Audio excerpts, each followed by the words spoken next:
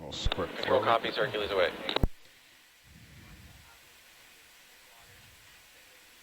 Yeah, we got a little current today.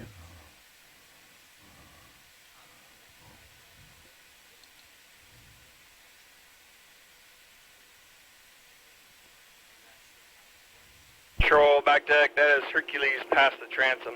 Roger, pass the transom. Understood, pass the transom.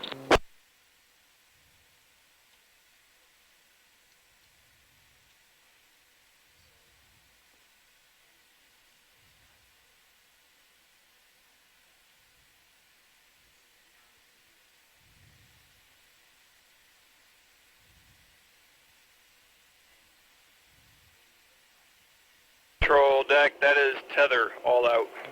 Roger, tether all out. Roger, tether all out.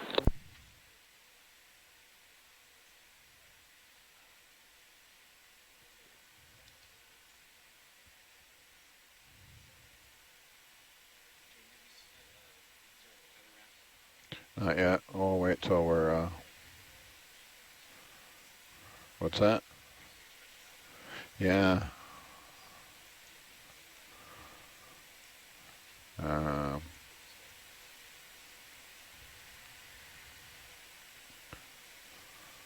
Isn't that a 50-meter check?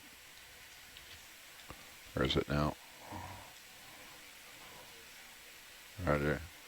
Yeah, you can zero tether reps. Yeah, I'll do it. Tether reps are 0.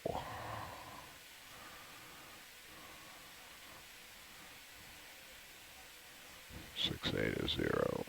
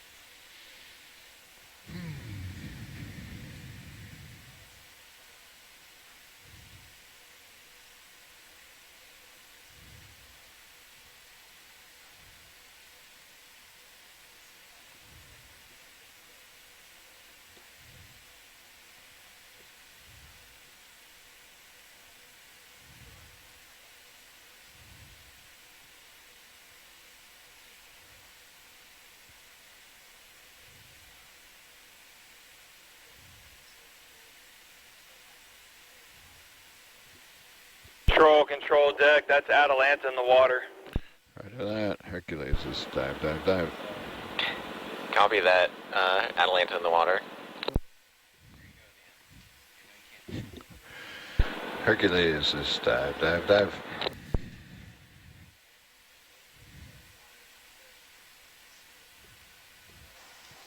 Are lights off on Atalanta currently?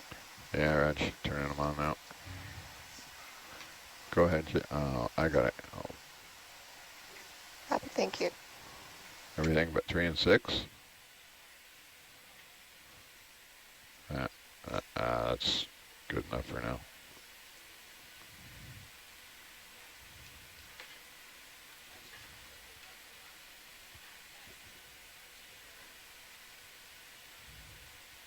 All right, I'll have a look at that as soon as we're at 50 here.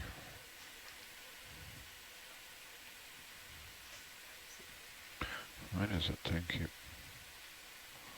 It's got a mind of its own.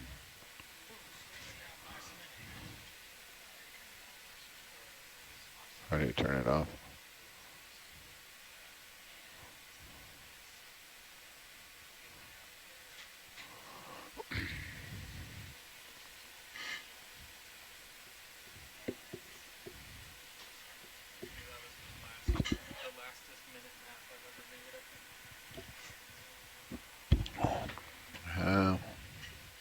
My depth sensor on?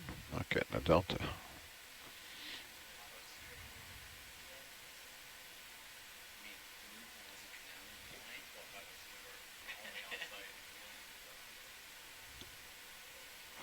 Your depth sensor's not on, that's why. Where is it?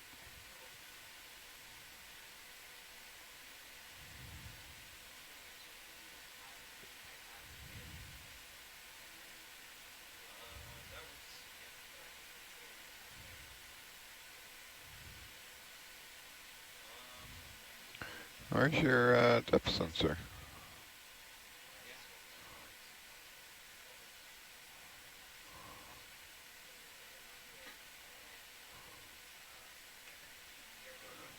Where is it?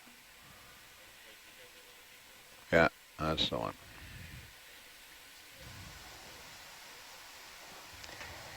This is an audio slate for dive H2077. UTC time is 19:23:10. Control, winch. Mark. Go for control. All stop 50 meters. Are you ready for control? We are ready for control. Control confirms all stop. Control is ready for control.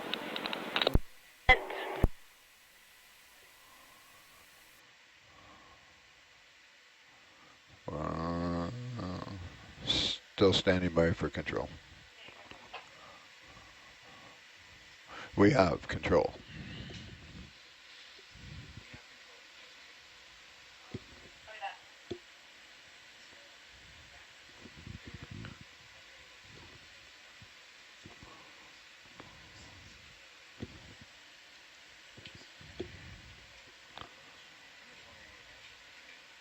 Until I get my stuff in ducks in a row here.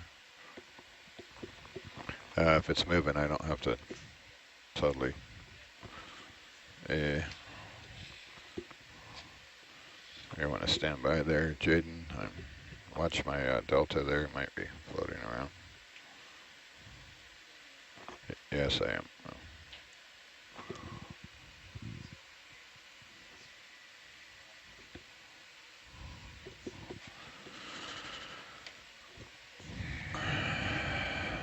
I'll go for double tap auto depth. Just keep an eye on it there.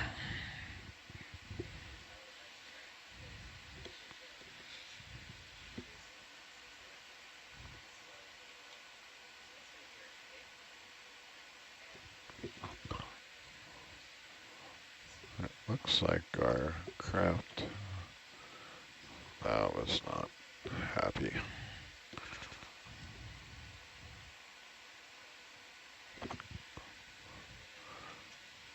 Can you just make a note in the red book that the craft solenoid valve is not happy?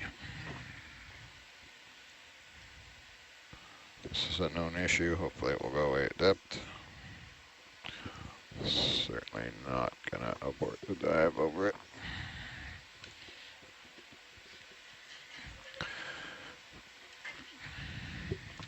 We might wind up using the rumor is it's been troublesome at shallow water. Can you just do me a favor real quick, hit on the bubble cam, check the gauges real quick.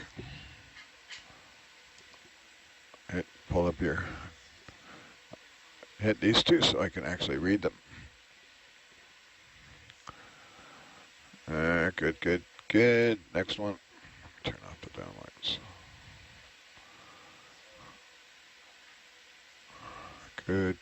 Good. One more time on RMM. Okay. Down you go. Catch me if you can.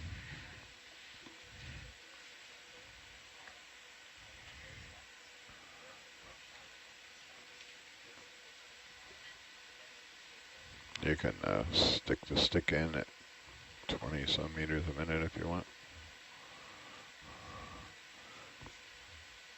Bottom depth is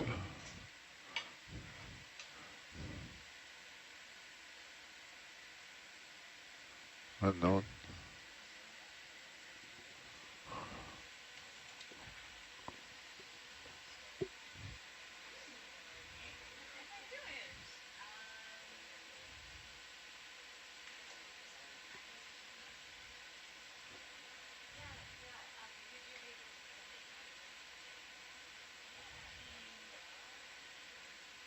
Roger. Thank you.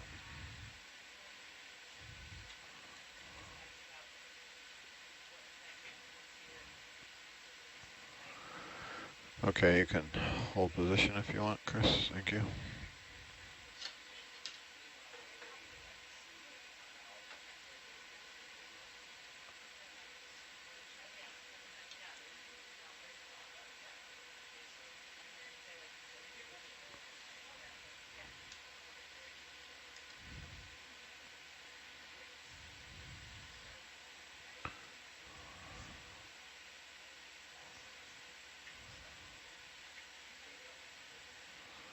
This stick, still analog stick, it still has it gets some lateral stuck in there.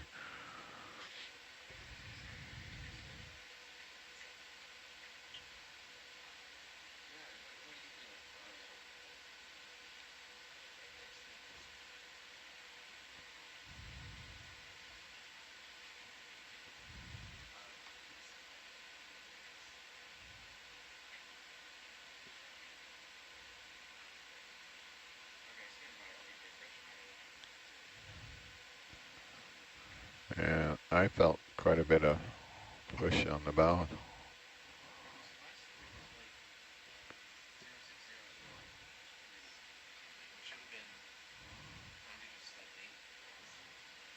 Yeah, that's what I'm seeing now. It's pushing Herc off the port a bit.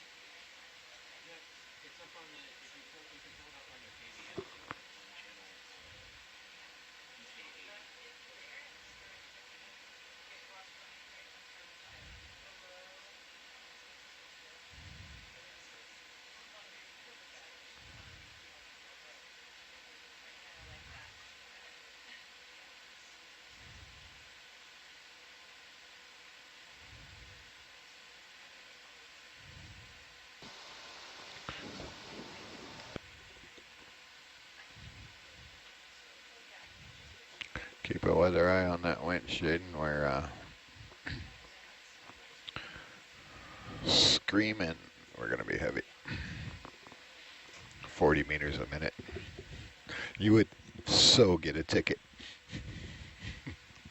Chris would get a ticket too. I would get the ticket actually. We all get a ticket. Dan, why does the weight vary so much? Because our ballast spreadsheet is from Yeah, but why? I get that. Hades. I get that you don't know what the point is in between cruises, but like, I guess we put the turbo cam on, but that's the only change, right? Yeah, and I mean that can't be more than negative like 10 pounds, right? yeah, I have SVS here. Sensors. There's an SVS on Atlanta. It's 1497.220. 1496.7. You get the picture. Yeah, Hercules is pretty sensitive to ballast, and we purposely went in a bit heavier. No, we try to go lighter this time. And that might not be totally accurate about the weight, so depending on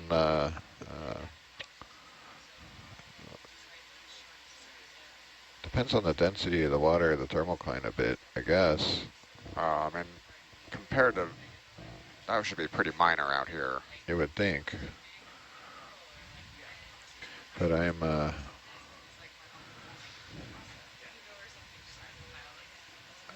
it's not that far off, but I'm easily making 35 meters a minute on the way down, which is about that's what, fast. That's about what we make. Actually, oh, really? Okay. That is like painfully slow. Any ROV launch and recovery system, most, like the Dynacon's good for 60 meters a minute, or 1 knot meter a second. That's typical commercial speeds. Yeah, and that's what we do CTDs at normally. Roger, yeah. The free flyers have to go a little slower because, you know, the ROV's flying down as opposed to Totally. latched and just running her down like you would a CTD. But yeah, we gained, we used to struggle to make 30. And that's what I remember, yeah. Since we've done the frame rebuild, we realigned the thrusters a little bit, so they are not, they're a little bit more streamlined. They're not hitting the bio box on the way up. You're not talking. SPL. You gotta talk to SPL. Right. Front row, are we good to set up Thurbocam? You are good to set up Thurbocam. Thank you.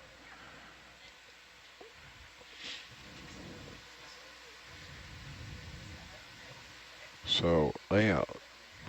Slot 2, head 1. Why is it slot 2, head 1? Then we go down to... sure.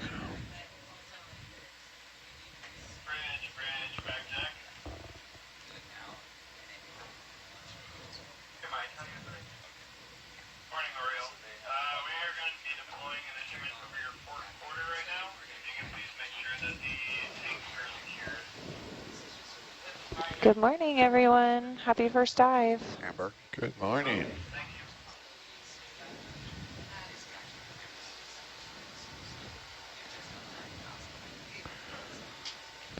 We've got a long way to go and a short time to get there.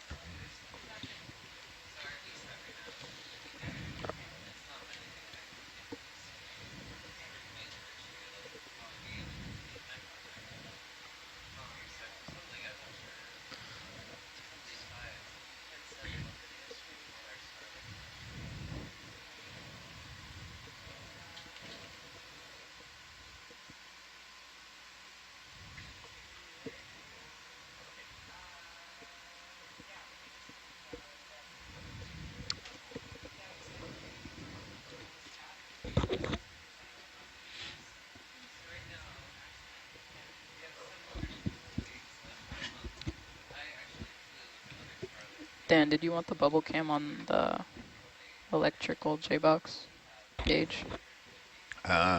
What we can do, Jaden, is we can compare the gauge formerly known as main electrical comp. Right now it's at, looks like 6 to my Tostarino one there.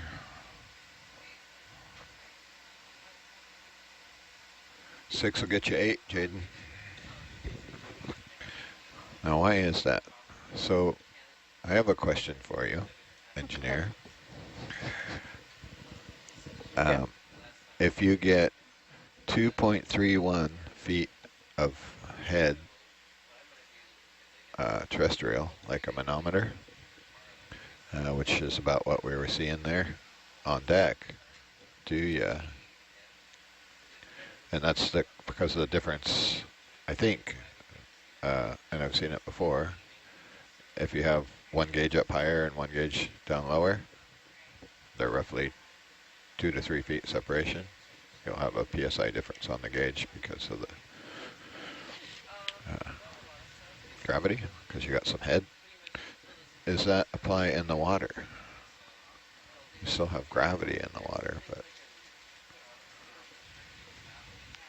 I could see the wheels clicking.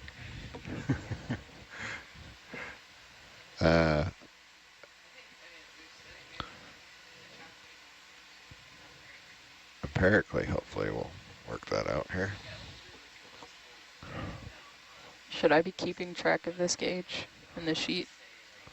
You can keep track. Oh, look, we got a manipulator. Woohoo!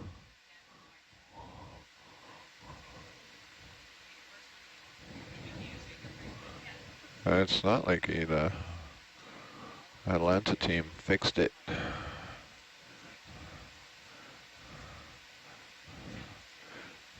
And we turned Rice, Sarah, and Jaden loose on it, and they beat it into submission.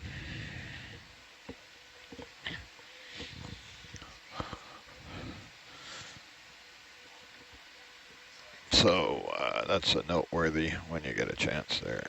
That craft solenoid was not responsive at 50 meters, but it's happy at 500 meters.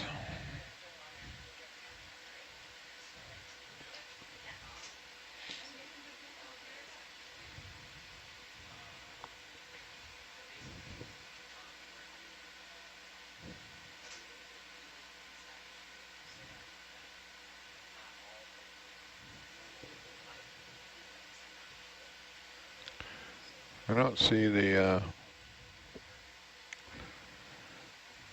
back row. I thought you guys were going to get the digital still camera up. We are, but we're working through 3 different things right now. Roger. I can bring it up if yeah, if you you're can go busy. ahead. Yeah, you can go ahead and power it on. No, It's on. It's on. okay. They're doing some more training. We'll, Roger. thanks.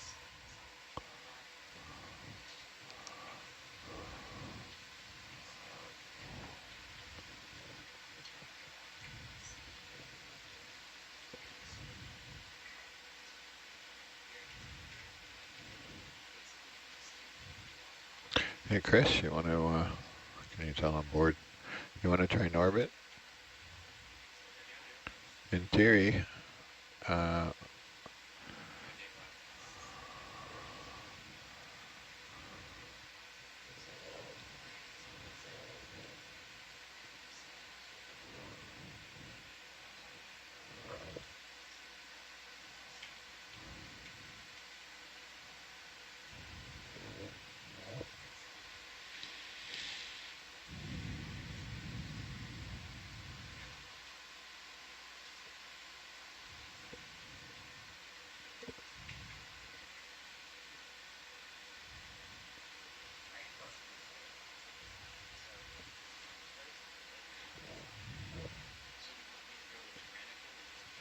tyrannical. In theory, the very talented Rachel has set up spanning tree protocol, and I can't step on you. Disapproving what? Oh.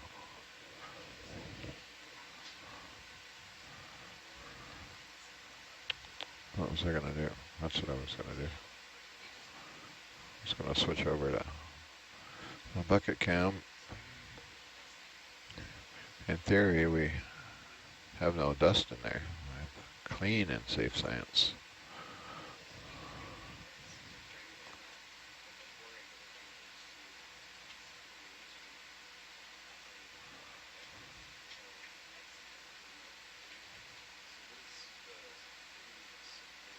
Look at those clean jars.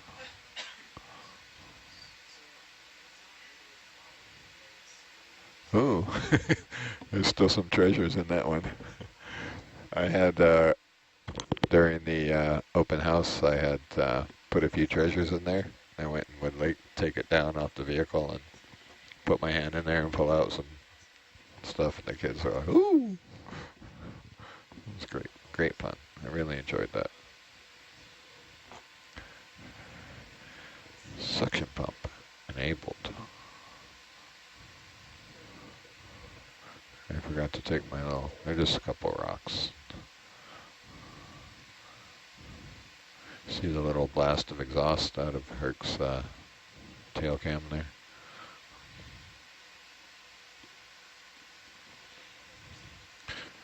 Jake has a new button here. I wanted to see if it worked. Suction off.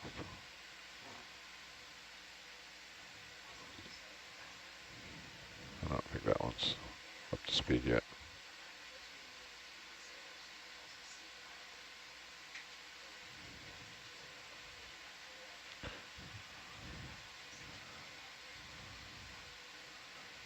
It's pretty entertaining.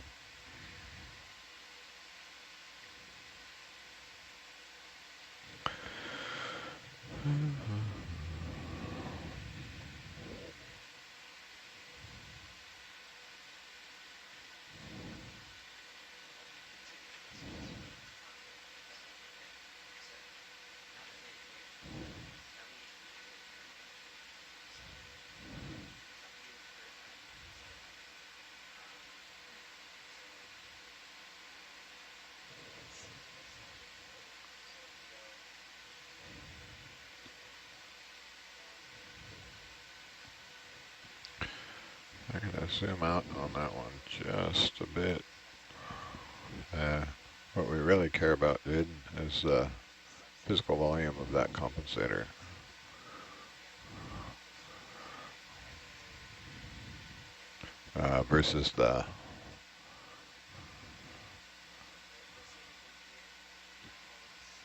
Versus the gauge, just as a reality check. But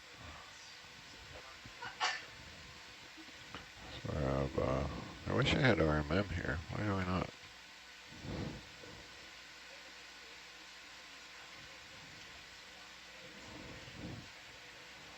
I need to put that on here.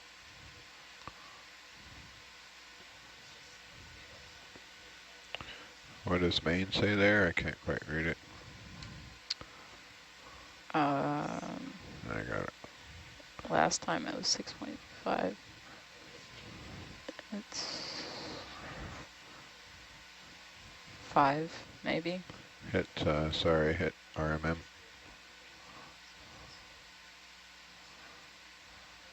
Yep, 5. Yeah. So we got 5 versus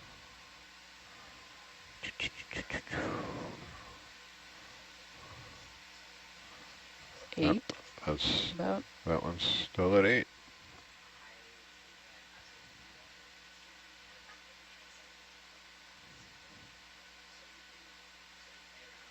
Yeah. So 5 will get you 8. That's interesting. That's worth a note in the log. So what we're gonna kind of do is we can manually track the difference between the two gauges. What we really care about is what that looks like on the seabed. Trying to determine if we have some wonky issue we haven't identified, or just a gauge strangeness. We want to, I know Jeff wants to go crazy deep.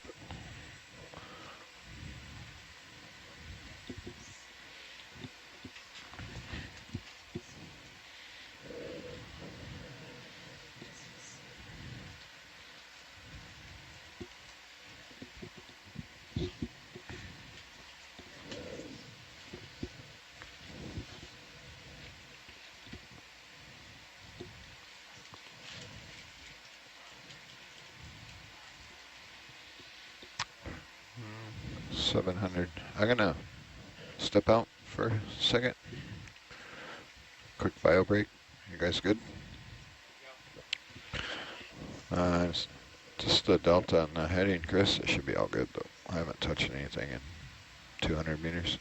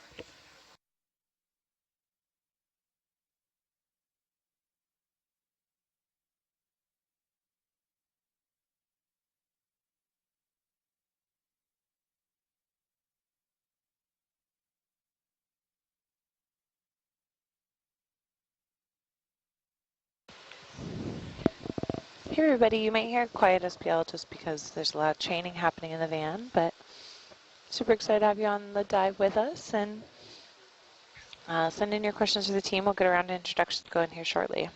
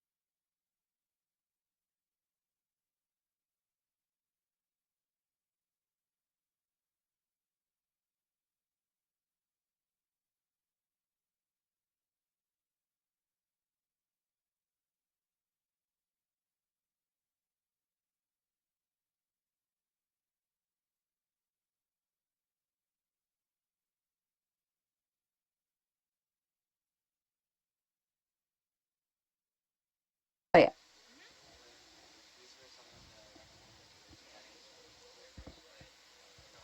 Hey Brian, good morning. Can you go ahead and share what our dive plan is for today? Sure. So we are diving on a conical shaped seamount about, 80 miles west of Bobbledob Island in Palau. We're going to hopefully make contact with the bottom around 1,550 meters. And we're going to follow up this kind of moderately steep ridge up the northwest flank of the seamount until we get to the summit, which should take us about 16 hours.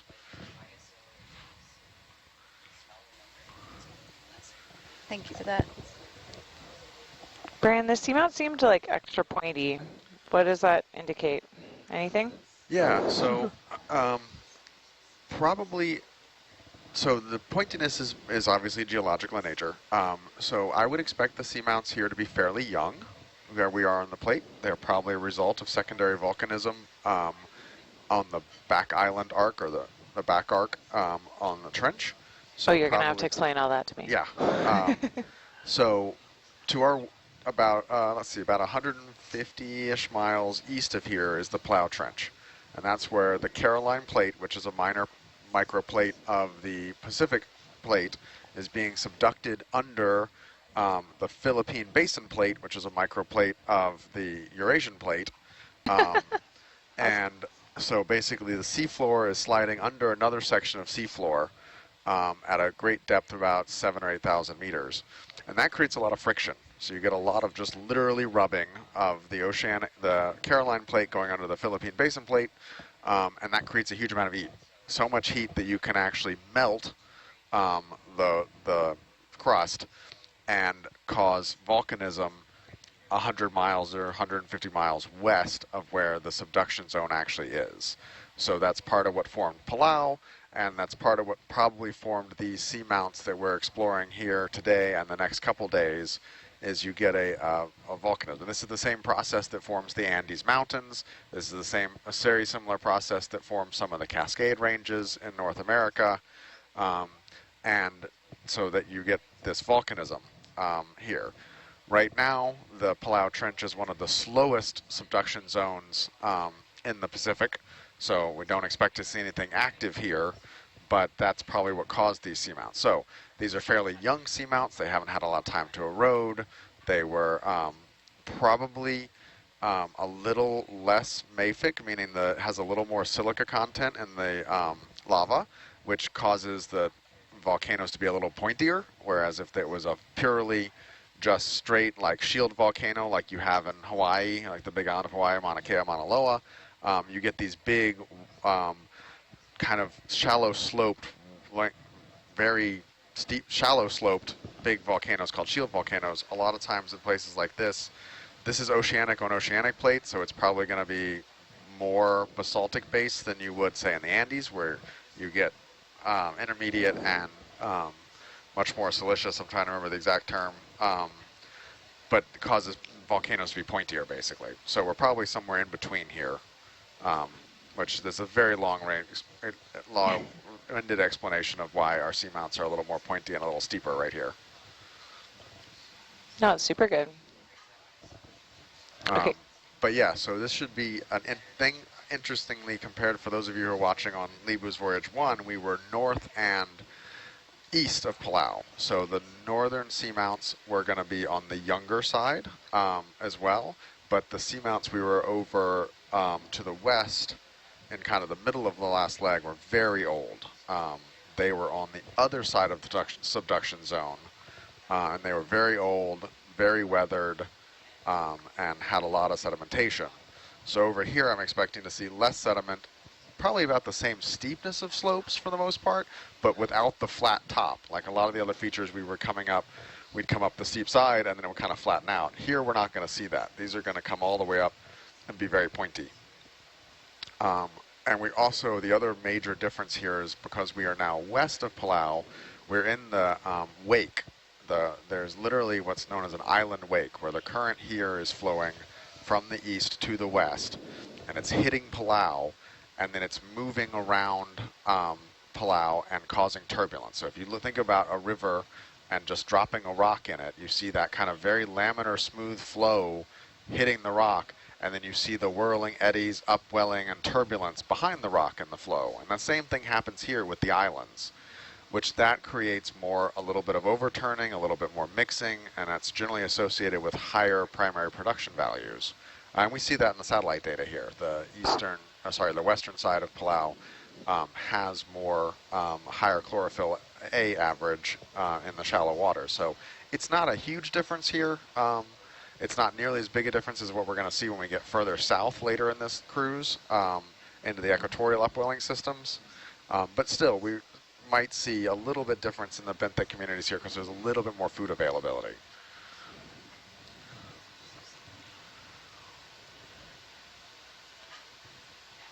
And then we're going to get down there and I'm going to be totally wrong. And it's going to be nothing because we're still exploring and our understanding of what controls these deep sea systems is still relatively nascent. That's the fun part, though. Certainly. You know, we're getting very good at knowing where corals and sponges won't be.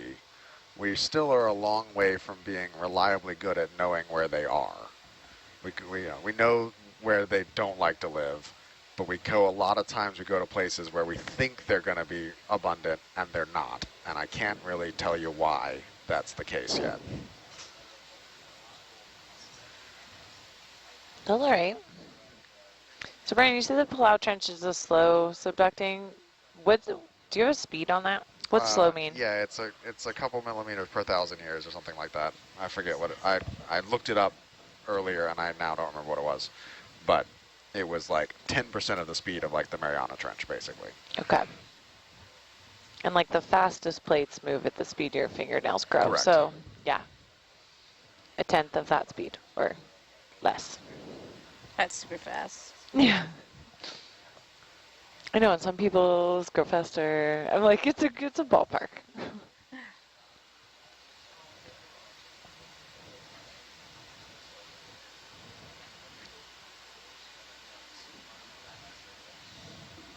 So we're at 1,100 meters. We're most of the way there already. Yeah, we got about 15 minutes till bottom, and then 15 minutes of getting organized and set up, and then before we start science. So we're about 30 minutes away from science.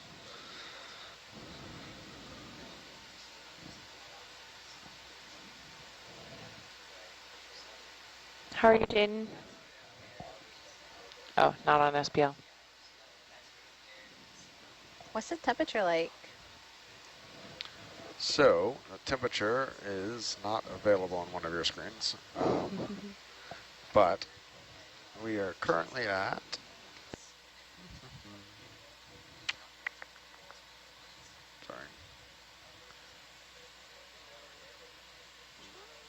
So we're already down to just about 4 degrees Celsius.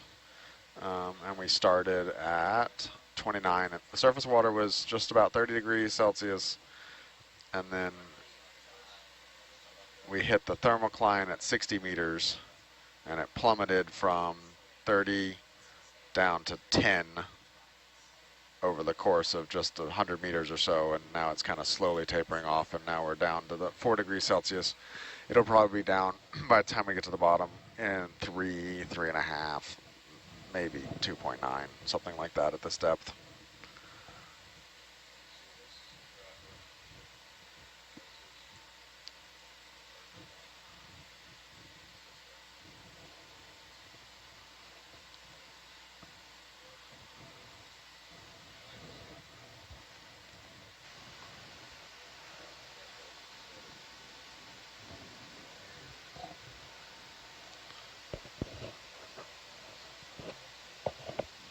So Amber, what are you keeping busy with at this point in the dive? I'm doing all of our dive checks right now, adjusting some audio levels for folks, and trying to follow along with the conversation with the cameras up for whoever's speaking. Yeah. Make sure all of our recordings are going well, and so far so good. Awesome.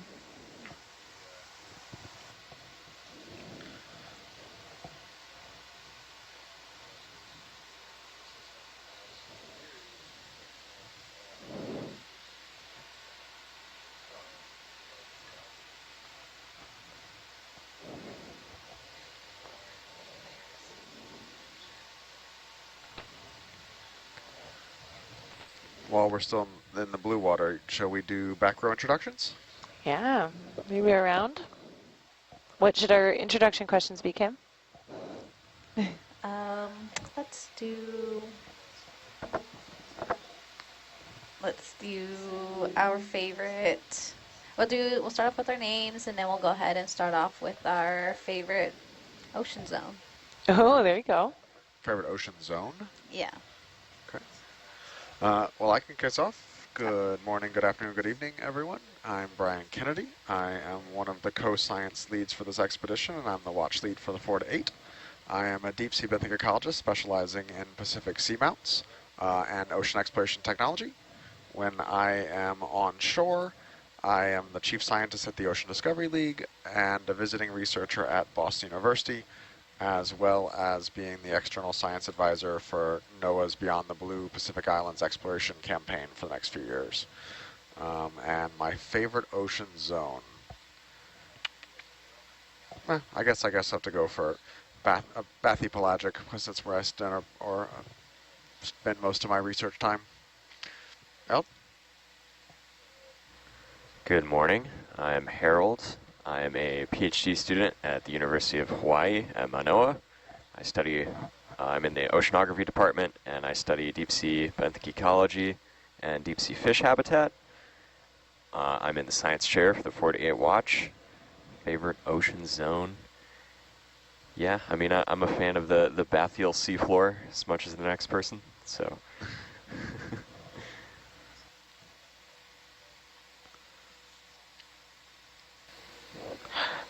Good morning. My name is Kinlan Yao.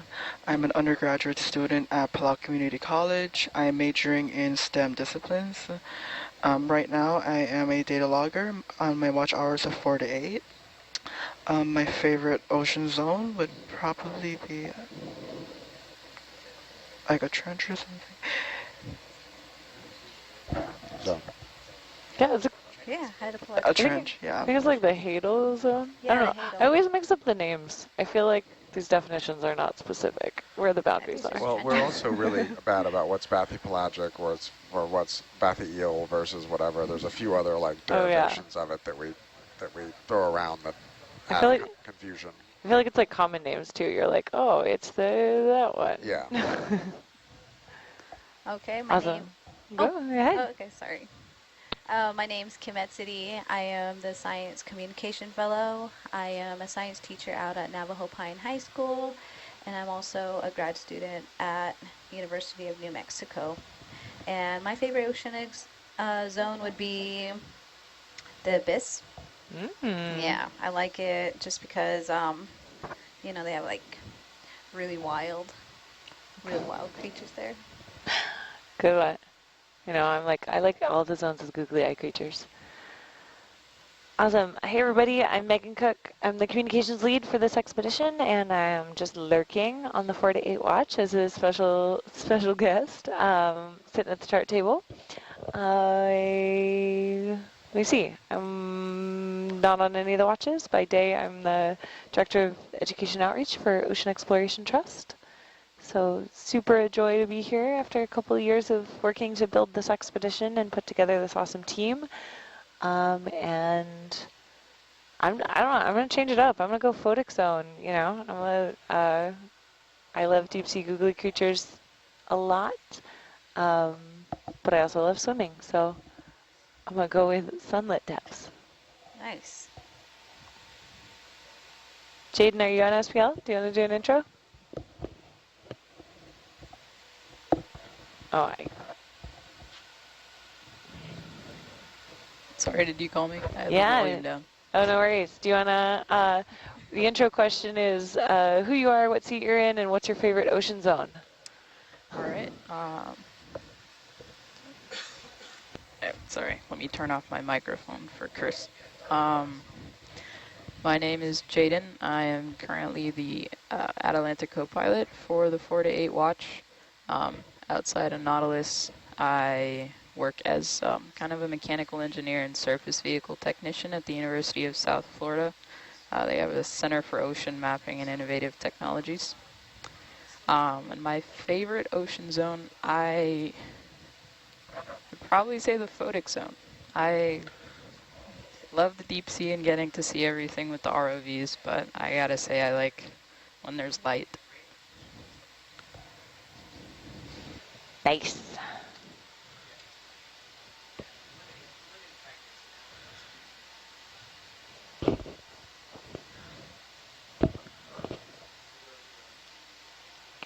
Is Chris on a headset? No, I think he's in the middle of something. Yeah, he's off right now. See, this is fun. Now we can give intros to the people not wearing their headsets. We can make anything up about them.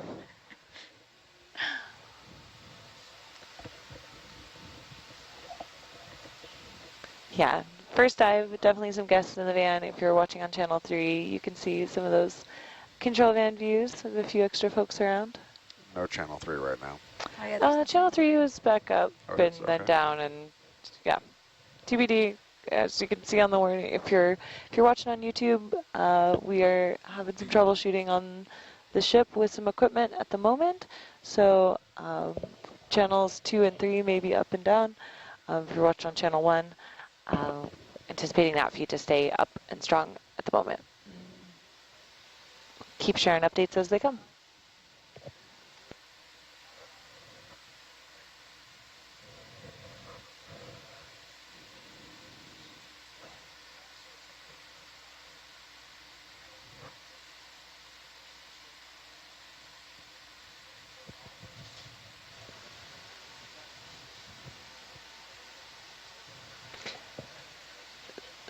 So Brian, did you get up to deck plan? How did we pick this track on the seamount?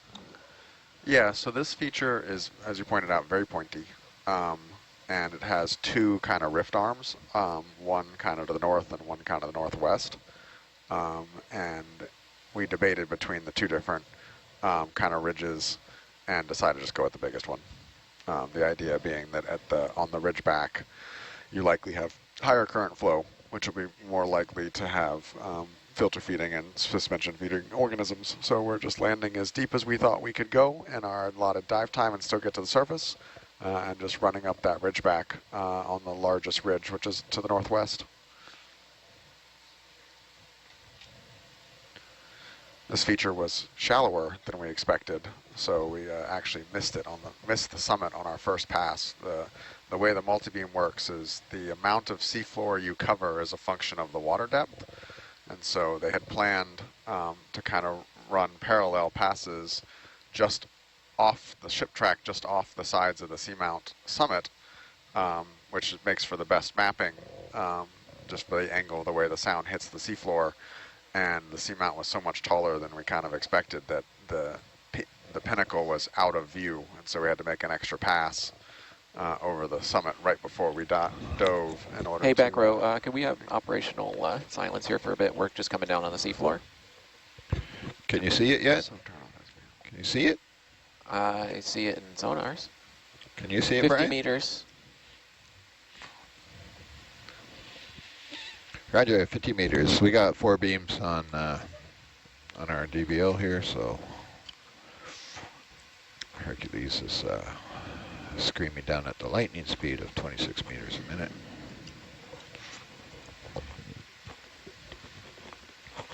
I'm going to start easing back towards you a bit, Jaden. Copy. And you can slow down a bit, so give me a little more delta.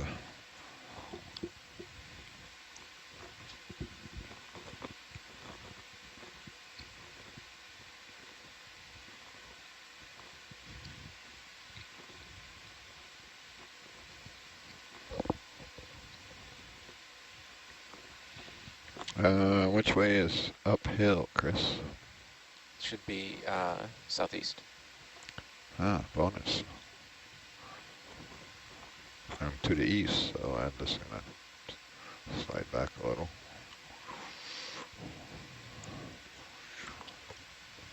Just starting to see a hint of uphill there on Atalanta's port side, which kind of jives with what Chris is saying. So we like to bring Hercules down on the uphill side of Atalanta, keep Atalanta in the deeper water.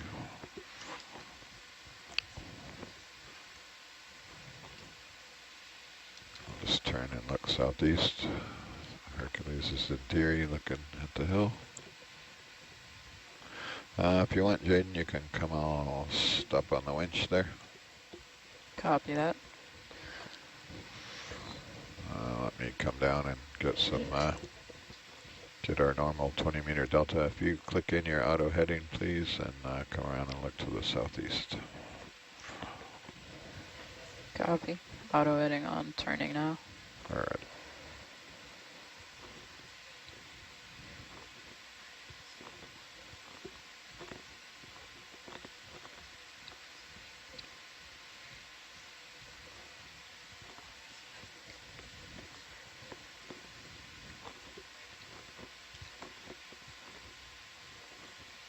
You have to turn your thrusters on and then hit enable before you hit the auto head.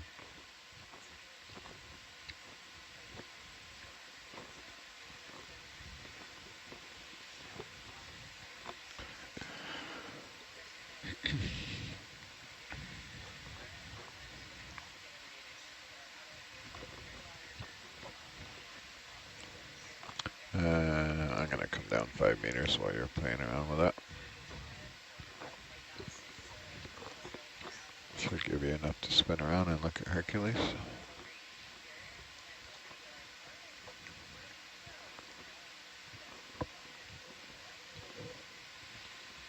And yeah, that's a good heading. Maybe just a bit more left so I can keep an eye on that tether.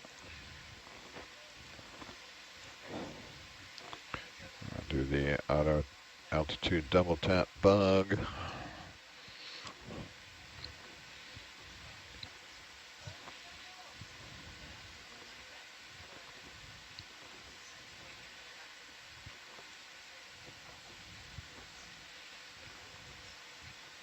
Okay, I'm 12 meters up. You can go ahead and chase me down. I'll come down the last. Copy. Keep that 20-meter delta is perfect.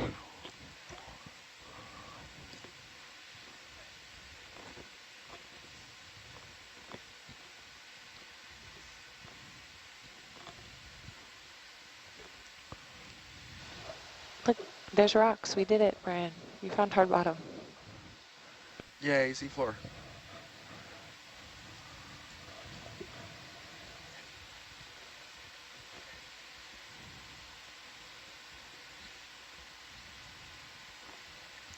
Bridge, back deck.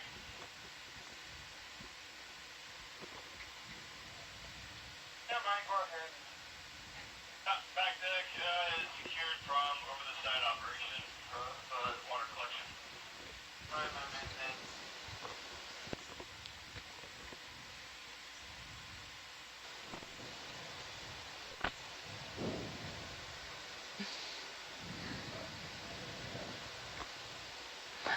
totally going for the shot, Dan.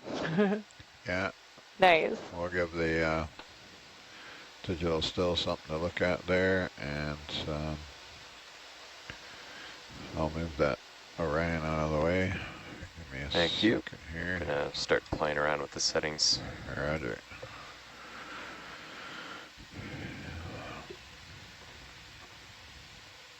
Come on, that's Herc on seabed for the log. Get a chance there, Jaden. We'll get an on-bottom gauge check reading. Yep.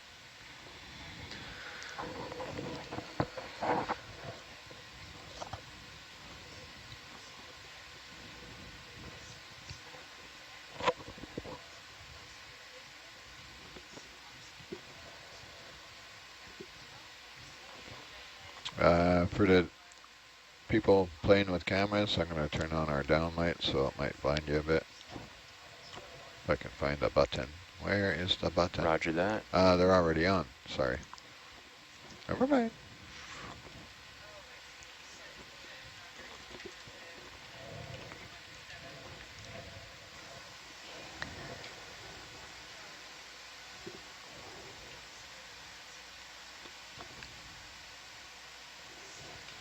That should be that manipulator out of your picture now. Tell me you got a clean screen. Looks like you do.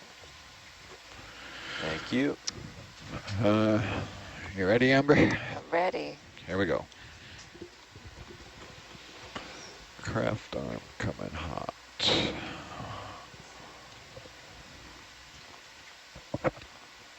Watch out for that rock.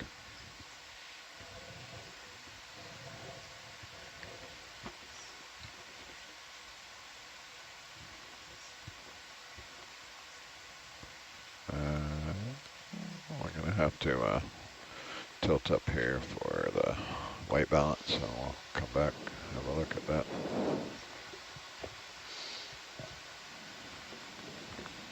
And lasers off, please. Jaden, can you take the lasers off?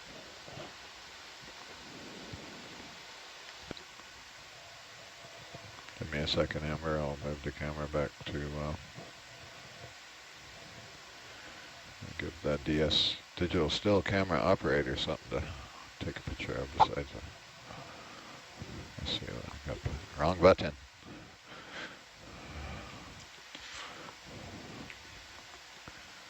That's a rather jaunty sticker and color assembly there. I don't think I noticed the new sticker.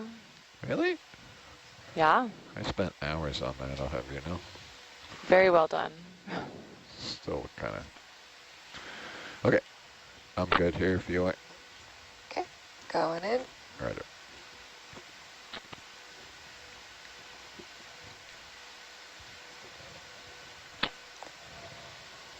Do you want all white there? All white, please. Thank you.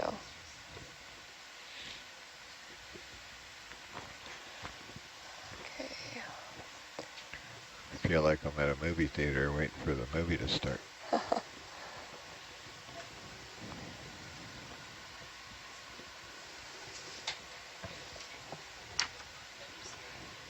Alright.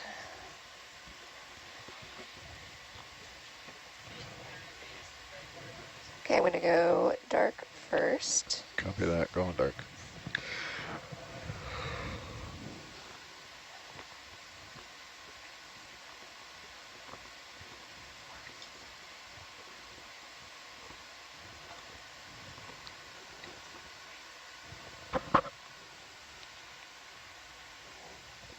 Okay.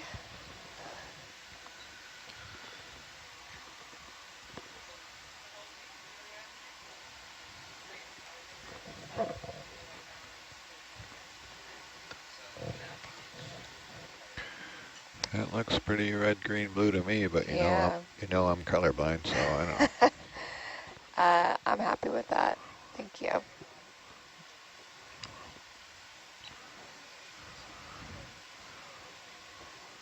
Okay, I know Brian's going to want to look at the coral to our left, but while we're all centered up here, you want to get a zoom on the Sure thing. where that gelatinous creature there is. It's so cool. This color is just unbelievable. I have no idea what I'm looking at. I need a scientist. About the anemone? Is that what it is? It's yeah, that's an anemone. Roger. I don't know what kind, but I do know that whether the ends of the tentacles are knobby or pointy is one of the things to tell. Brian, do you know this? What this is? I do believe this is a true anemone, even though it's got a little bit of the pointy things. I don't think it's a corallomorph. A lot of times when you see the corallomorphs, they have a color change associated with the pointy tips on the anemones as well. But yes, it's a good size one. I'd have to go dig in the guides to get it past actinarian. But yeah, these good size one, quite big for this depth. Yeah, we could turn the lasers back on if you need. Roger. Lasers. Yeah, it is a big one.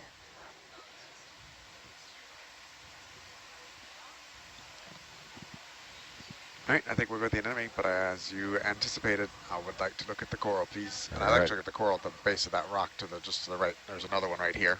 Oops, not my Oops. normal. Not my I did the wrong button here. There. This button.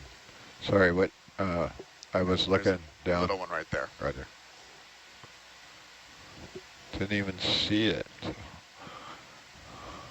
Okay, I'm gonna give us full zoom on Copy. the wee coral.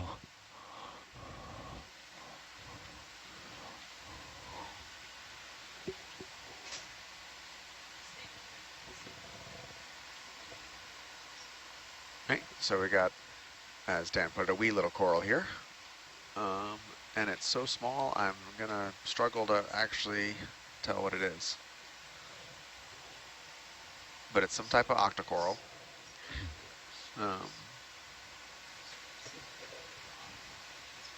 I'm gonna have to go dig through guides and key that one out. So can we tilt down a little bit? There's also a hermit crab.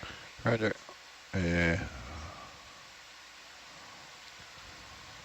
Oh yeah. Yep. Even smaller. Little pagorid or parapagorid here with its gastropod shell or snail shell home. All right, thank you. Now let's go look at the What right is one. what is underneath it? That little I don't know. little bioturbation there. Looks like it's probably some type of worm, or they used a mucus to make a shell or a little home out of the sediment. You want a shot of this one too? Yes, please. Okay, you can get. I'm gonna run out of zoom there. That's all I got unless I move the vehicle. Maybe enough for Brian. If not, I can move. Yep. Is that all for pan? Yes, it is. Yeah. Okay.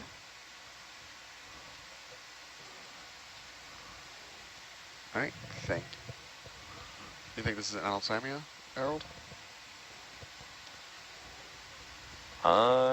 This could be. It's got the polyps sort of all facing one direction. Definitely looks like a hard coral of some kind. Yeah. That would be a good guess. Cool. All right.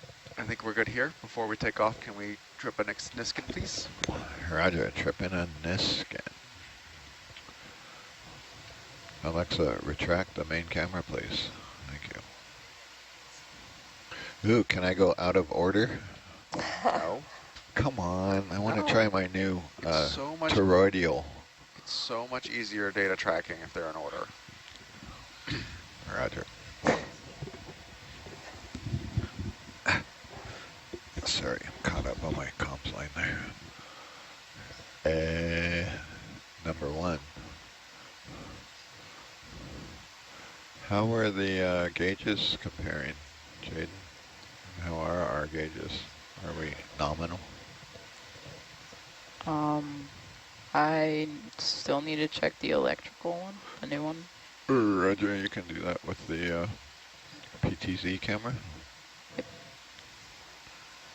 You do have a, wow.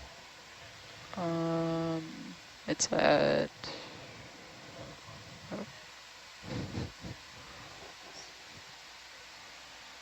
There might be a manipulator in your way right now. Yeah. It's at 7 and But main. you can't see any white on the comp. The comp, let me see. All right, you let me know when you're ready. Oh, sorry. You took this from me. You can still say it. It's okay. Here, we'll do it again. Ready? Go for it, Amber. Okay, 3, 2, 1, Niskin. Niskin, premature engagement. Wasn't even a mage yet. Yeah, there's no white on the comp. That's visible. So that is a noteworthy. If you could just make a note of what the two gauges are and what we really care about the physical volume. I don't care what that gauge says. And it's the electrical J-box, right? Yeah. This other comp. Electrical comp. So I'm just going to take a second here and zoom in on that.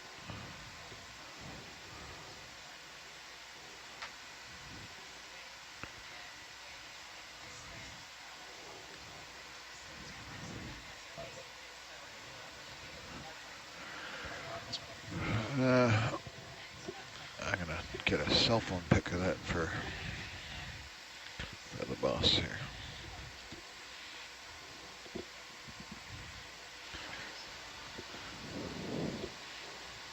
This is my, this is me trying to get some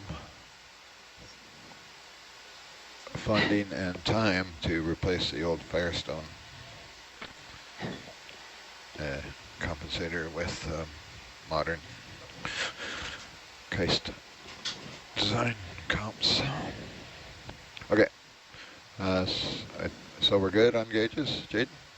Otherwise, yeah, the main is at 3. So main's at 3, just for my little reptile brain, and that gauge on the bottom comp was at? 5. 5, 3 and 5, so we still have that 2, so it maintained that 2 PSI delta. It was at 3 before, actually. It was not up by too much. But we're 3 and 5, and we were 6 and 8?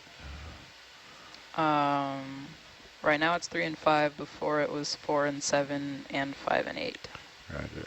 So it appears that our couple PSI of head remains while we're subsea. Yep. Wow, gravity. Gravity still works on the bottom of the ocean. Okay, science, we are all yours. Onwards and upwards. A nav. Here, baby.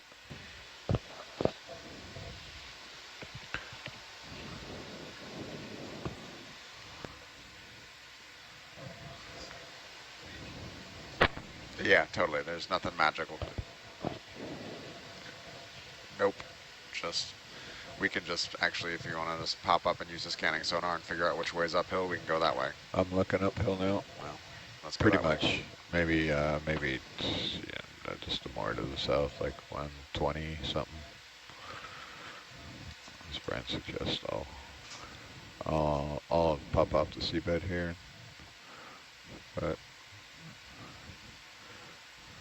135 maybe. Let's see what that looks like. While I'm doing that, I'll, in theory, get my, see what our ballast looks like. Actually, it looks really good. Yeah, maybe a little light. Which we tried for light this time, actually. We went in, according to our spreadsheet from Hades, we went in about 60 pounds light. Yeah, nice. I think we got it. Is that a number you like to be at for buoyancy-wise? Do you want to explain that, Dan? Yeah, I like it. I like it about 10 meters a minute light. So when I let go of the sticks, it floats up roughly 10 meters a minute. But we We use down trim constantly, what is you'll hear us refer to as Z-bias up here, so we're just putting a little trim down on the thrusters, and we like to run that around 30%, so that just keeps the verts spinning nice and easy. It doesn't rob too much power from our go forward, go left, go right. All right, you ready to start Take too moving many down? beans. Yeah, I think 135 is looking pretty much right up the hill. 135, okay. Yeah, 135. I'm gonna, if it's okay with you guys, I'm gonna go with more 110, just so we're at least, fine. so we're headed more toward at least Yeah, that's sort fine. of getting back on track here. That's fine. All right, I can close grab. enough. Close enough. Yeah. Close enough for science. Yeah. bridge nav. Can we do Sorry, 30 meters 110?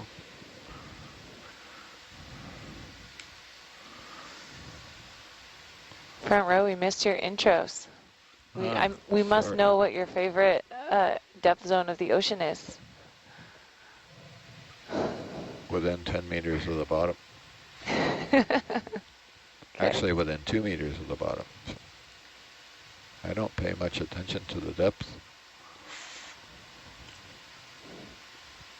I'm more, I reference everything from the seabed and the sonar, so my favorite is vertical or overhanging. I think you are the only ROV pilot in the world that prefers overhanging situations. Really?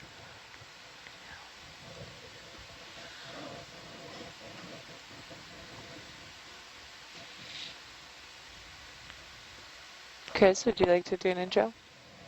The people must know your Sure. favorite depth. Yeah, so I'm Chris Krasnowski, here as a navigator and mapper. What are we doing? Depth, or what? Favorite ocean zone, is that what I remember? Yes. Mm-hmm. Yes. Favorite ocean Maybe zone. I'm gonna do mesopelagic, just to be contrarian. I don't even want the seafloor. Yeah, Shrimps only. shrimps only. Nice. I'm Dan in the Herc chair, and favorite depth. I don't really have a favorite depth. Favorite zone? I don't know, those words are too long for me. I just drive the bus, man. Yeah, I'd just like to welcome our viewers. This is our first dive for Libu's Voyage 2. And we have some students coming in from Mexico. If you'd like to say hi. Hola, students in Mexico. Hello. Jaden, what's your favorite? Can we get a zoom on the sponge, please? Right there. I went with the photic zone. I like being able to see. So You could just put more lights on that vehicle, you know. you'll have to explain these zones for me, because Jaden and I picked beach. Yeah, photic is where the sun is. beach, I get that Our one. job is beach. My job is beach. My job is talk. Go ahead, Amber. Okay, zooming. What kind of sponge is this? This looks like a Walteria, which is a type of euplectellid glass sponge. And you can see it's got a little shrimp inside of it. What? And we see this with these, we have sort of a common name for them, the Venus flytrap sponge. Oh, cool. Or am I thinking of a different one? Yeah. Or I'm not used basket to sponge, or... Anyways, these sponges sort of act like a cage, and a little shrimp larvae will go inside of it when it's young, and then grow up and live its entire life inside the sponge. Can I And get a tight zoom on the shrimp, please? it can no longer escape because it's too big. That's all I got. Full beams. Enhance. All right. Thank you. It's a nice shot. This is a nice one. Jaden, who are you? Where do you come from? And what's your favorite ocean depth zone? And what are ocean depth zones? I don't, All right, officially it's, like if you want to just do the pelagic, it's epipelagic, which is about 0 to 200 meters. Mesopelagic, which is 200 to 1,000 meters. Bathypelagic, which is 2,000 meters to 4,000 meters. Abyssopelagic, which is 4,000 meters to 6 or 8,000 meters. And then hadopelagic below 8 or 6. I forget what the cutoff is. I think it's 8. Textbook. Yeah. I think it's 6. Oh, okay. Good. One of those differences. They're largely arbitrary lines Yeah, anyway. they're 100% arbitrary. In fact, I think they're sometimes detrimental because we assume there's a change there, and there's not Yeah. necessarily. And I feel like you like learn that in like 4th grade, and it gets like really locked in your brain that like, oh, these are the very different zones, and you're like, I mean, kinda. that is one of those things that I think in like kind of grade school, whatever, we learn all of these kind of arbitrary zones and whatever, and then in grad school they just spend the whole time deprogramming you that everything's actually a gradient. There are rarely hard boundaries between zones 1 or not. what'd you see there? Right here, there looks like a tube Oh, I see, anemone. I see. Or Go a ahead, cup Amber. coral, I can't tell what yet.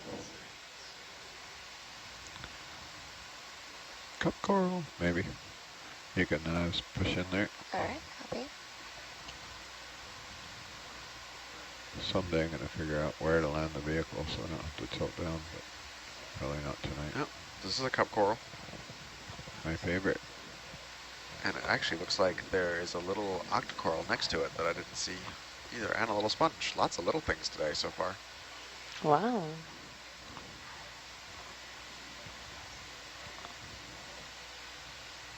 I think these look like kind of like carnations or something. Yeah, I totally could see that.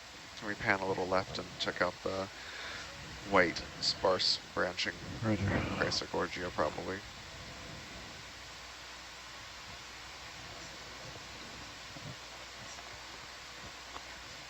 Oh, wow. Sorry for the fast pans there. I'm still getting my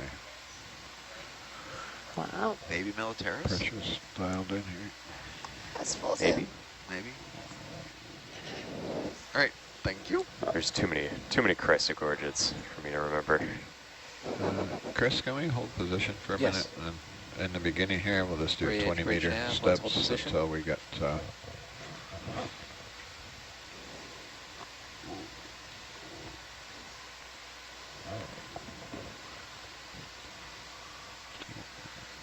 We'll probably stop a bit more often here in the beginning, typically. Yeah, until we get calibrated to what we're seeing. Yeah. You can make a note in the red book that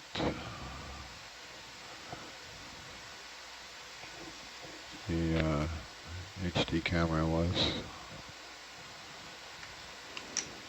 The windows are not quite as clean as they could be. The HD cam. Yeah, just a note about clean windows. Once you see it, you'll never be able to look away. Yeah. Yeah, the upper WCA's got several smudges on it too. So the Zeus has a... Alright, my bad, I usually... It should be on the deck call-out list. Are you wanting to see anything here? Or Yep. Yeah, go ahead, Amber. Copy.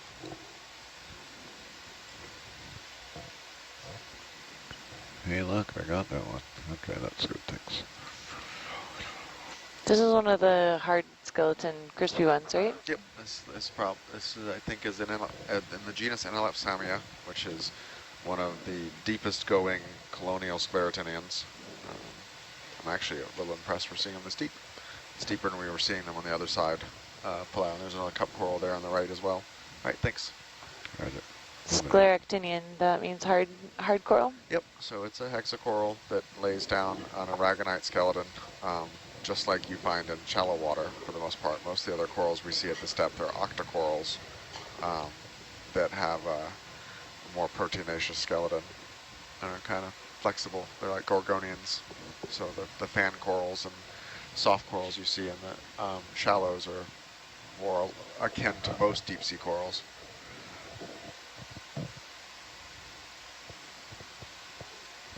follow this little feature here for a minute. Come back in front of you, Jaden. So this texture of rock all looks like lava flows, old lava flows that have now been probably somewhat manganese encrusted.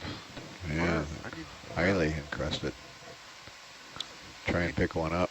We can take a look at one of these, any of these things. I don't know what they are. Roger, I'll swing around here and snuggle up closer. Looks like we got a little nematocarcinus shrimp there, just in the bottom right as well. I can push in there a bit for us, Amber. Copy.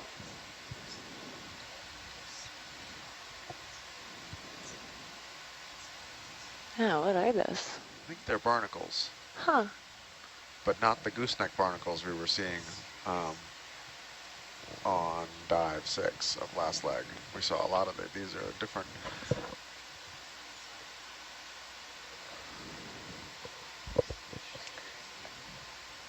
Interesting. Yep, definitely barnacles. All right, thank you. Moving on. And there's that nematocarcinus long-legged shrimp I was just talking about. We spent a fair amount of time last expedition trying to catch those. There are several species that we have that are hard to tell apart from video alone, but they are even harder to catch. They're better at doing deep sea than we are. Yes.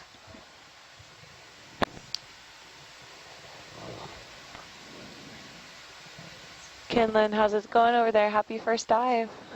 It's going good. It's a lot of amazing stuff. I really like the lava flows. I'm a big fan of volcanoes and underwater volcanoes too. Well, that's awesome. And Kinlan, how's it going for you? Oh, you Going really well. It's very exciting to see everything firsthand. awesome. How many tabs do you have open over there, Kinlan? I'm always impressed. There's so much happening in that seat. A lot right now. Good. Go ahead, Amber. Copy. We'll just do it on the fly here.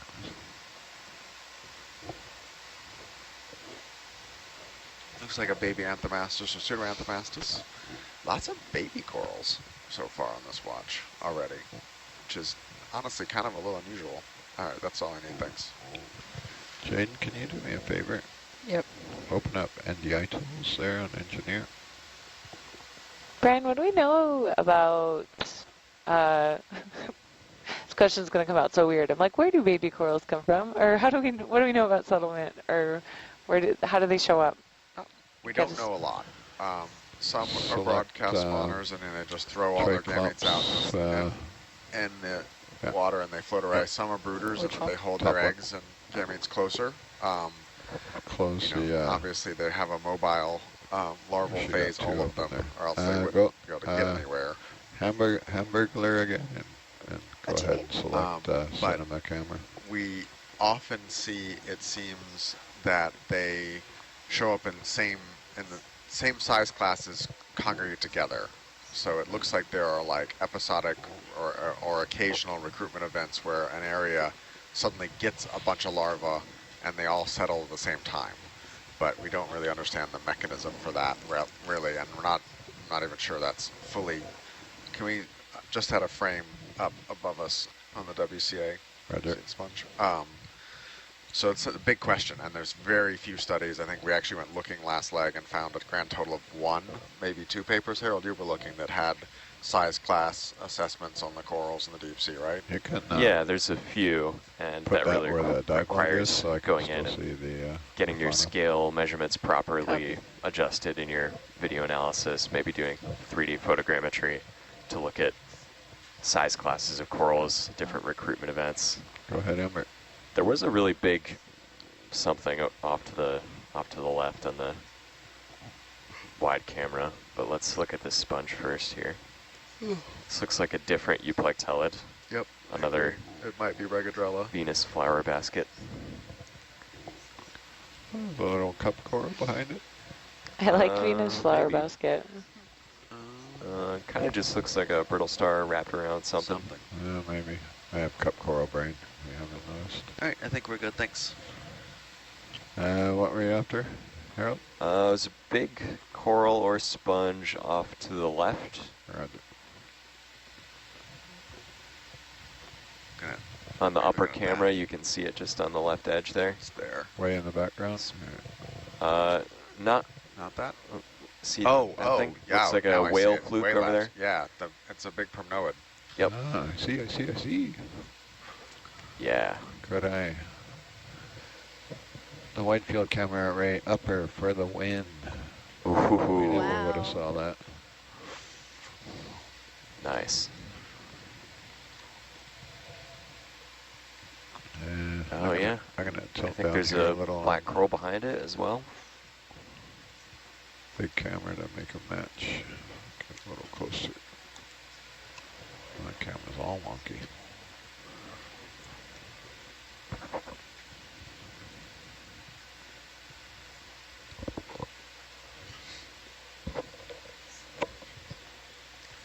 And Dan, just so you know, we're playing around with the camera back here, and it seems to be pretty sensitive to shakiness. So Yeah, the preview yeah. is because it's low resolution.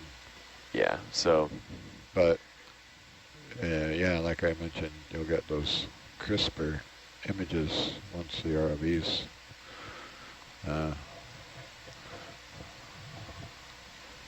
yeah, so we don't mind hanging out and trying to stay perfectly still for a good picture if that's what we need. So Roger, you're just smashing it back there, I see.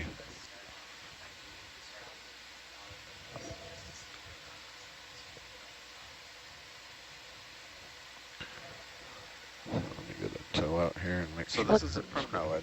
I'm trying to figure out which genus it is. A primnoid's a family. Zoom in there for us, Amber. This is definitely, definitively a primnoid. It's probably Cryptophora, but I'm not 100% sure on that yet. I should be able to get a, I'm going to tilt up. You should get a good pull-up zoom here. Go ahead, Amber. Zoom right in. This is awesome. That's a big one. It's almost tickling the upper camera there on Hercules. And how far off the ground is that? How tall is that? It's, I can just stand under it without bonking my head, so it's about 2 meters. Whoa. 1 Dan tall, yeah. It's incredible. With all those hungry little mouth polyps, the tentacles out. So this family is really characterized by its really large sclerites. What's a sclerite, Brian? It's just little hard parts of in the tissue of the coral. You can't actually see them on this is a small polyp primnoid, and so it's a little bit harder to see them here. When we see a Narella later in the dive, because I'm sure we will, you can see it almost looks like sword blades sticking out of the sides. They actually really can't fully retract their polyps because they have some of the sclerites in their tissues. Yeah, I'm pretty sure this is a Cryptophora. Does it have any associates? If you can, we zoom wide and come wide and look and see if anything's living in it.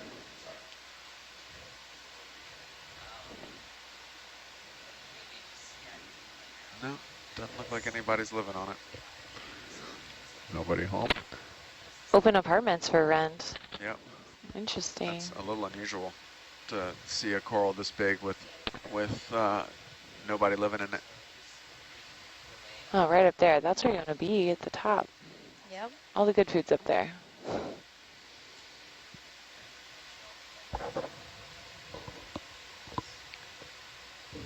All right, I think we are good with this coral, but let's look at a whole bunch of the other corals around here. A whole bunch of the other coral. I love that. Okay.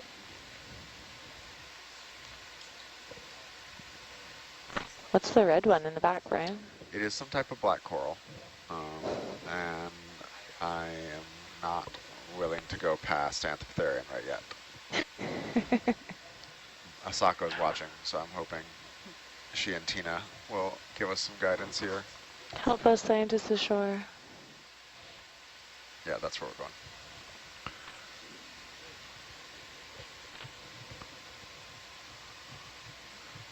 I'm gonna let go of it for a minute here just to get a little sense of the current. I think I can come in here, get closer.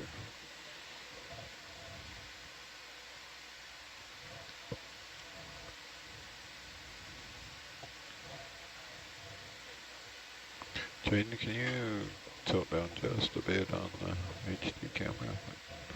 Yep. I think I can perch on the rock below it here.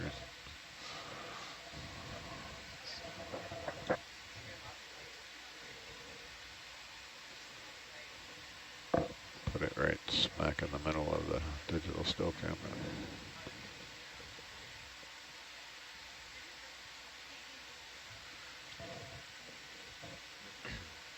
You can tilt up just a bit for us. So this is a black coral. They're known as black corals because of their skeleton. Zeus. I think it's a Stauropathes, but we've got some experts on shore watching the video who will correct me here in a second if I'm wrong. You can push in there for us, Amber. I think I'm going to get a red Christmas tree this year. Like a crispy Charlie Brown one, or? Yeah. I was thinking this feels very Christmas, very tumbleweed. Just thinking of Idaho.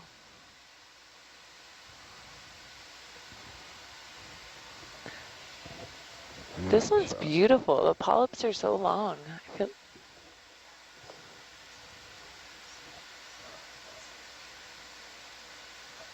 I feel like this one's really different than other ones you've seen, Brian. Is that the case? We've seen a couple of last leg that were in the same kind of similar. It is a Stauropathes.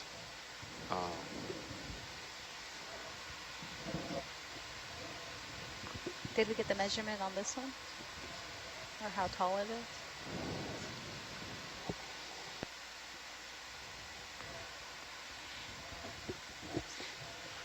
Sorry for the silence, yeah. I'm discussing what we want to collect with shoreside. We're trying to figure out what of the corals here is worthy of a collection.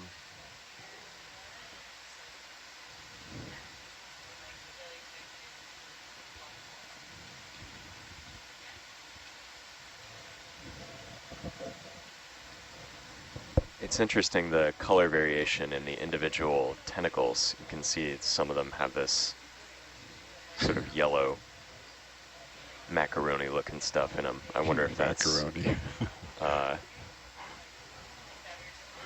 Reproductive organs or digestive tract.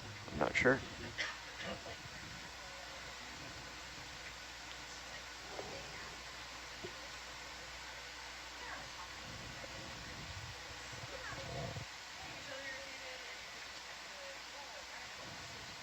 Okay, I think we're good with the black coral. Let's look at the yellow coral to the left. Roger. Yellow coral to the left. That one. Roger. Actually, wait. Hold on. Waiting. We're actually going to collect. Let's collect a piece of this one before we leave it. Roger. Word that we have found corals is stretching across the internet and more people are logging in.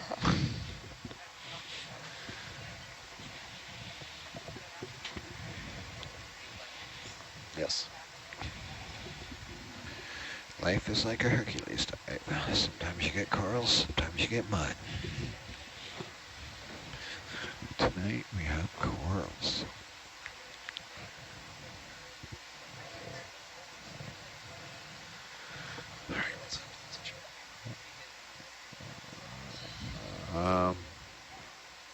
Am I standing by, Brian, or am Nope, I taking a go for it. sample?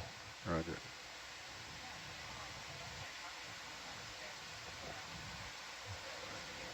So this coral's in the genus Stauropathes, but we don't know what species it Push is. in there for us, Em. So we're going to take a collection of a branch here to allow us to look at it under a microscope, do some other analysis, do genetics on it to help figure out what species exactly it is. Any particular branch, Brian? Whatever's easier, 10 to 15 centimeters. Right. This is going to be on the hard side to cut, though, so whatever gives you the best opportunity to get it good in the jaws. I think this one here is proverbial low-hanging fruit.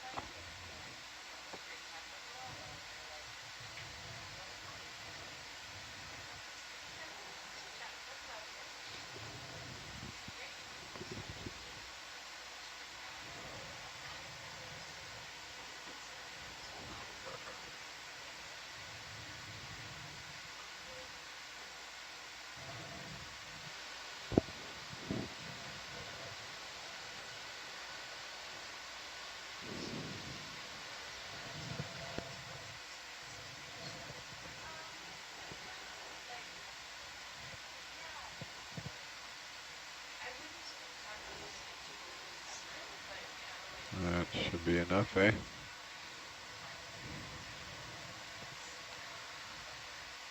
Happy with that, Brian? Maybe just a smidge more. Right. That's great. Okay, here we go.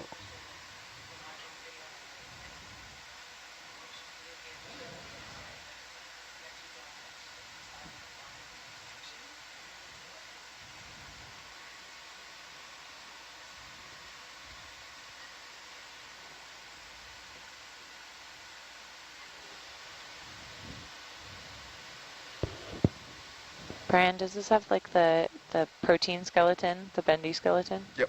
Yeah, these are particularly frustrating to collect because they are very flexible and fairly hard, and so they are routinely difficult to snip a branch off of. I'm, as you can see, having a little problem here. And to complicate things even more, they're a little floaty sometimes. They're pretty neutrally buoyant, so they're hard to cut and they're hard to get to stay in the box and release them once you do get to cut them.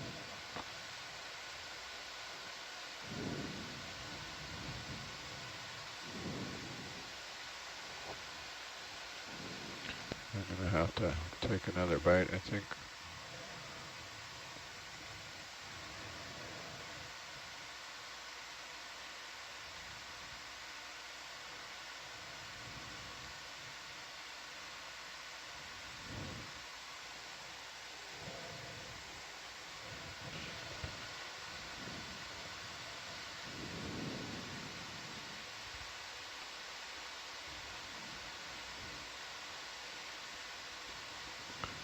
I must have two branches.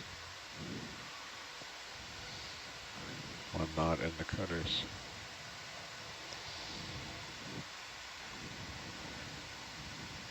Do y'all have to sharpen the cutters? Yeah, we do.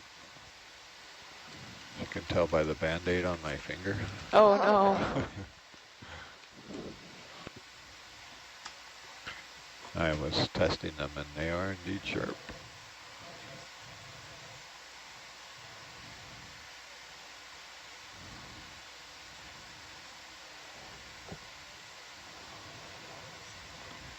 So folks in the science chat are pointing out that that yellow material coming out of the tissue is probably egg yolk.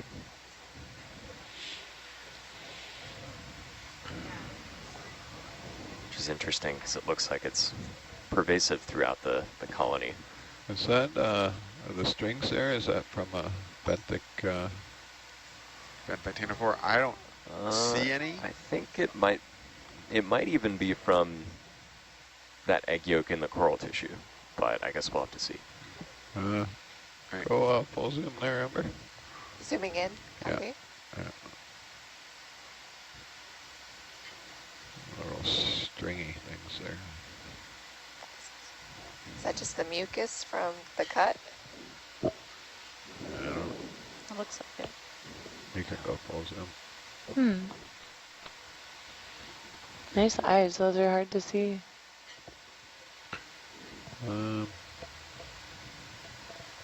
Yeah, my first guess is that it's just mucus from the damage we caused to the coral, but it is very stringy. You can stay tight if you want, Amber. Okay, copy.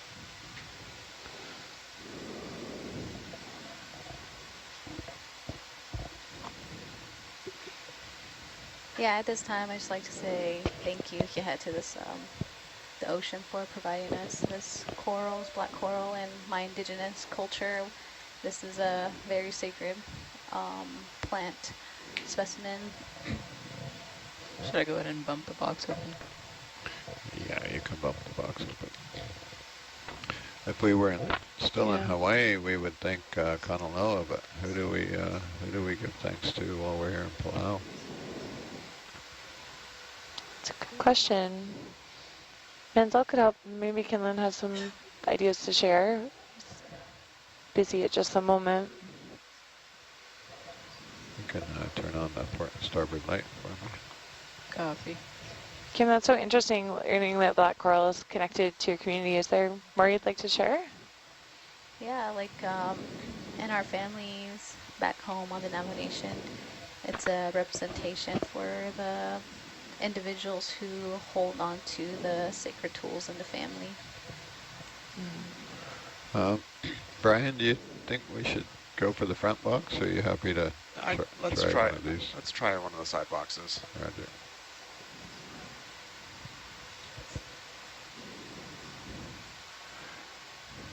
So, my issue with these is the proverbial monkey with its hand in the jar.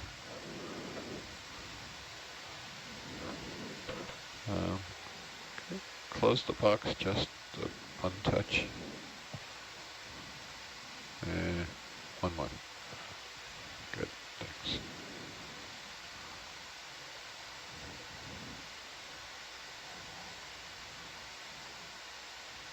Depending on where we're at in our troubleshooting, if you're watching on channel 3, if that is up, you can see the arm reached around the side of the vehicle, putting this back in the sample box.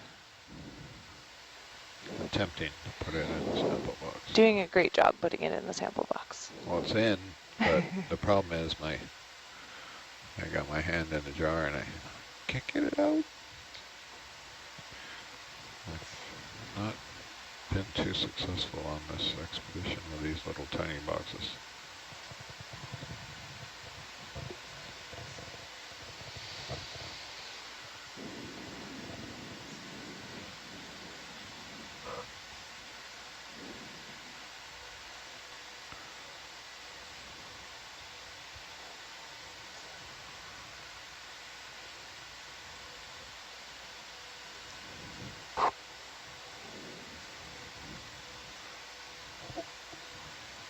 So if it sinks, you can see I have the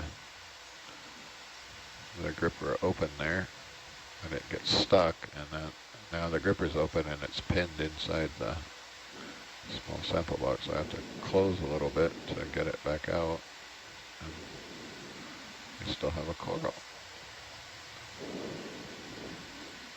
Get out.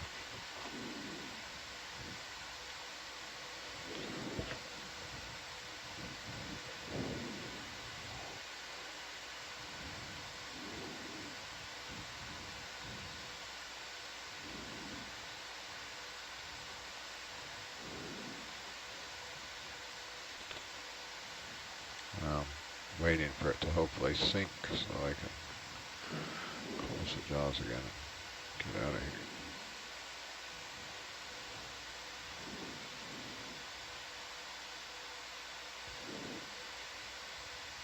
Looks like it's in the box. Okay, you can go ahead and close there. Copy. Well, that was in the forward small. All right. And that was sample number 2, correct, Quinlan?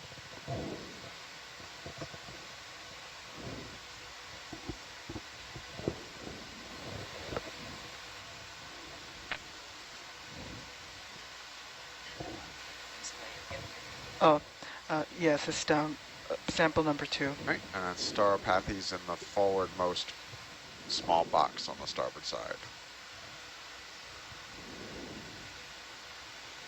There is a letter associated with that, but Well, since they keep getting shuffled, I think science has like a decoder ring for, Which box is which? yeah.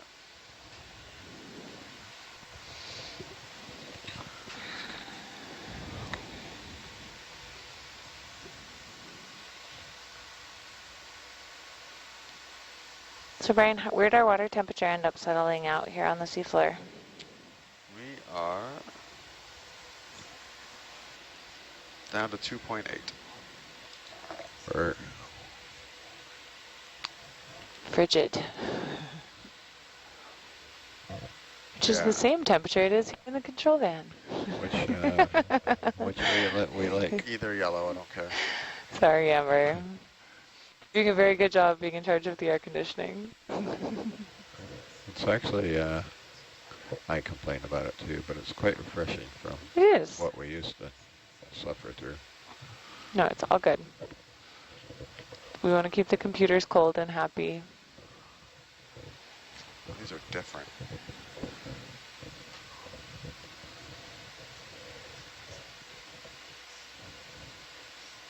It's, we have, Amber has over there the equivalent of a television broadcasting station. Bonk. It's amazing this little rock to have so many of the different shapes, you know, big bushy black coral fan, little white fan, stalk, whale fluke, name it. So these two yellow corals are different, so I want to look at both of them, please. Roger that. We'll do the closer one first, I guess. Yep, sure. Go ahead, Amber. Should be good for full zoom there.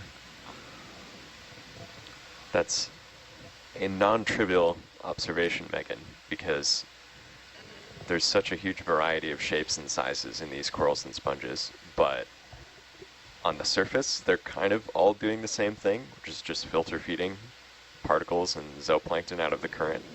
So how do we explain the huge diversity of morphologies if they're really all performing a very similar task? So it's a very interesting evolutionary question. Like, what different niches are they exploiting by taking on these different shapes?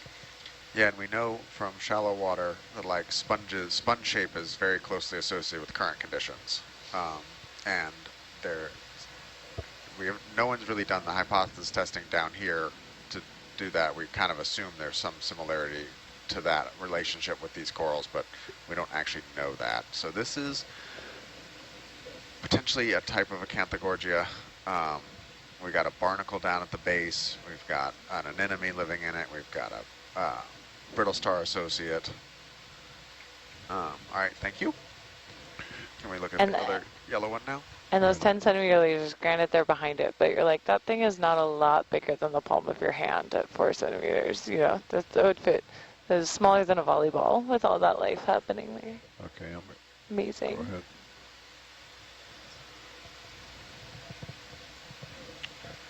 And then this is probably some type of paramericid. Oh, really good brittle star. Yep. You're doing a great job. So we think this is either a mutualistic relationship or a commensal relationship where, and probably mutualistic. What's the difference? So there's a couple different types of symbiotic relationship. You can have ones where one partner benefits and the other is unharmed, or you can have a relationship where both partners benefit. So a mutualistic relationship is when both partners benefit. And there's some evidence coming out of the Gulf of Mexico that corals in the Deepwater Horizon oil spill that had brittle stars fared better, which is our strongest evidence for both parts of this partnership benefiting. So like the brittle stars are cleaning off the corals? Yep, that is the current thought, is that they help move any sediment or any mucus material from another organism that comes in. The brittle star may be cleaning them off, and in turn the brittle star gets up into the water column where it's easier for the brittle star to pull food.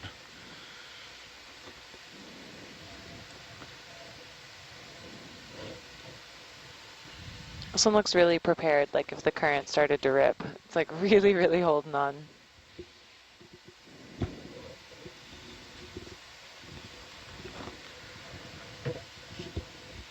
Yeah, the current, you can see kind of how the current's moving here, shaking the coral.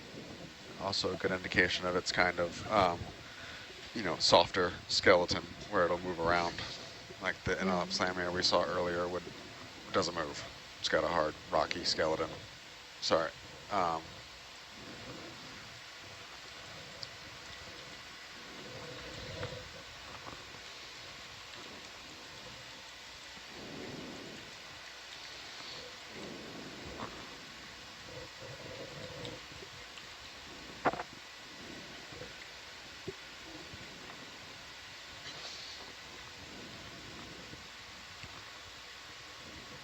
It's beautiful sunrise there in the wire camera.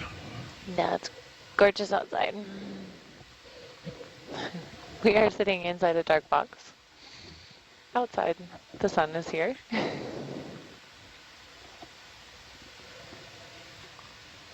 Sorry, we're debating more collections, and I'm discussing with I'll take your people time. on shore. I could sit here and look at this. Well, I know all night. we all agreed at the dive planning meeting that we were going to make tracks and make sure we get to the summit. And I was like, yeah, we're going to get to the summit. So the whole 20 meters we've moved on our entire watch. I'm feeling future me being mad at present me real soon about. Brian's like, let's go. Future Brian. Exactly.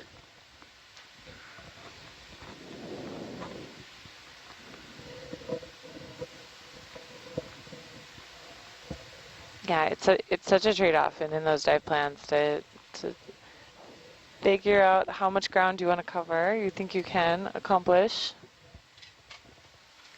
And you know, it's the different research questions. Like me specifically, I'm interested in where these things are and what the community kind of composition is. So like for my research, covering ground is better, but the taxonomist who actually are going to do the species description and even the video annotation to some extent, like need the physical samples and the really good looks in order to figure out what we're looking at. So we're trying to manage multiple research objectives and priorities here across the shore-based scientist, the needs of the Plow National Marine Sanctuary and the Plow government, and individual research stuff is also, and we want to cover a lot of depth range to see those transitions. So there's so many different components here. All right, I'm gonna say let's collect the first colony we looked at, the first yellow colony here. So same spot, but. Right. Brian, can you talk us through that decision of just kind of how do we decide what it's important to get a physical sample of versus just a really good video look? It's a really hard question, and in all honesty, some of it depends on who we have online participating from shore at the same time, because we have